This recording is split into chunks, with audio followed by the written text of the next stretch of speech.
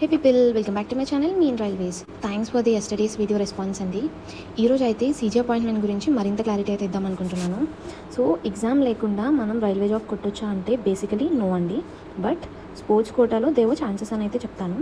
So CG appointee అయినా through RRB రావాలనుకునే aspirant అయినా both have to face the exam అనమాట. And the process of recruitment కూడా almost similar ఉంటుంది.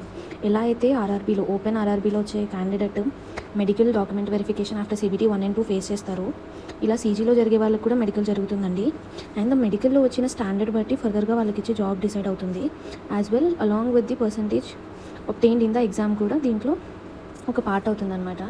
So CG appointment is nothing less of the RRB అండి. ఎందుకంటే process నేను చెప్పినట్టు ఆల్మోస్ట్ సిమిలర్ ఉంటుంది. But there are some differences అని కూడా చెప్పాలి. బికాస్ ఆర్ఆర్బీ ఓపెన్ ఎగ్జామ్ అనేది it is a pan India exam. Whereas ఈ సీజీ అపాయింట్మెంట్ ఎగ్జామ్ ఎలా ఉంటుంది అంటే it is limited to the zonal level అనమాట most of the times. So వాళ్ళ జోన్ వాళ్ళ డివిజన్స్ పరంలోనే వాళ్ళకి ఎగ్జామ్ అనేది కండక్ట్ అవుతుంది. అండ్ ఈ సీజీ అపాయింట్మెంట్లో కూడా ఇందాక చెప్పినట్టు మెడికల్కి పిలుస్తారు. ఎట్లా అంటే నేను మళ్ళీ ఒకసారి ఆ ప్రాసెస్ రివైండ్ చేస్తాను. బేసిక్గా వన్స్ మన ఫ్యామిలీలో ఎవరైనా సర్వింగ్ రైల్వే ఎంప్లాయీ ఎక్స్పైర్ అయినా, లేదు వాళ్ళ సర్వీస్లో ఉన్నప్పుడు అన్ఫిట్ అయితే, మెడికలీ అన్ఫిట్ అయితే, అప్పుడు మనకి ఒక వెల్ఫేర్ ఇన్స్పెక్టర్ అనేవాళ్ళు నామినేట్ అవుతారండి. మన ప్లేస్ ఆఫ్ రెసిడెన్స్ బట్టి ఒక వెల్ఫేర్ ఇన్స్పెక్టర్ అనేవారు నామినేట్ అవుతారు. సో ఆ వెల్ఫేర్ ఇన్స్పెక్టర్ ద్వారా మనం అప్లికేషన్ అయితే పెట్టుకుంటాం to the railway board. So and so family యొక్క డిపెండెంట్ నేను. So I'm applying for the CG appointment. అది కూడా నిన్న చెప్పిన అన్ని ఎలిజిబిలిటీ ఉంటే వాళ్ళు అప్లై చేసుకోవచ్చు అనమాట. సో అలా పెట్టుకున్నాక అవన్నీ వాళ్ళు మనం ఇచ్చిన డాక్యుమెంట్స్ అన్ని వాళ్ళు వెరిఫై చేసుకున్నాక ఇన్ కేస్ వాటిలో ఏదైనా మిస్ అయితే వాళ్ళు కాల్ చేసి మనల్ని తీసుకురమ్మంటారండి. Only then the processes continued అనమాట. మనం వాళ్ళు ఏమైతే అడిగారో అవన్నీ సరిగ్గా సబ్మిట్ చేసినప్పుడు మాత్రమే మన ప్రాసెస్ అనేది ముందుకెళ్తుందన్నమాట. సో అన్నీ సబ్మిట్ చేశాక వాళ్ళు అన్నీ వెరిఫై చేసుకున్నాక ఒకరోజు మెడికల్కి పిలుస్తారనమాట. సో మెడికల్కి పిలుస్తారు. ఆ మెడికల్ కూడా సేమ్ ఒక ఆర్ఆర్బీ క్యాండిడేట్కి ఎలా అయితే జరుగుతుందో అవన్నీ టెస్ట్ ఇట్లా సీజీ అపాయింటీస్కి కూడా చేస్తారండి. And then after some days మనకి రిపోర్ట్స్ అవి వచ్చాక మెడికల్కి సంబంధించినవి ఎగ్జామ్కి పిలుస్తారనమాట.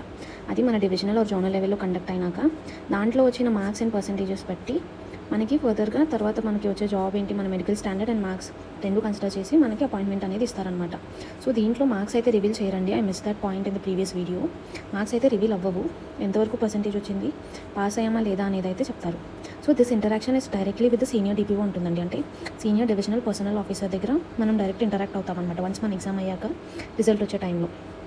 సో ఇది బేసిక్ ప్రాసెస్ అండి. వన్స్ మనకి ఇట్లా ఎగ్జామ్ అయ్యి మెడికల్ కూడా అయ్యి మన ఎవ్రీథింగ్ రెడీ అయినాక ఆఫ్టర్ సమ్ డేస్ మనకి అపాయింట్మెంట్ లెటర్ ఇస్తారు. అండ్ ఈ అపాయింట్మెంట్ లెటర్లో కూడా మనకి ఏ పోస్ట్కి మనం సెలెక్ట్ అయ్యామో అనేది మనకి ముందైతే తెలియదండి. After opening the appointment letter only will get to know for which post we were selected అనమాట. సో ఇది basically the CG appointment process ఉంటుందన్నమాట.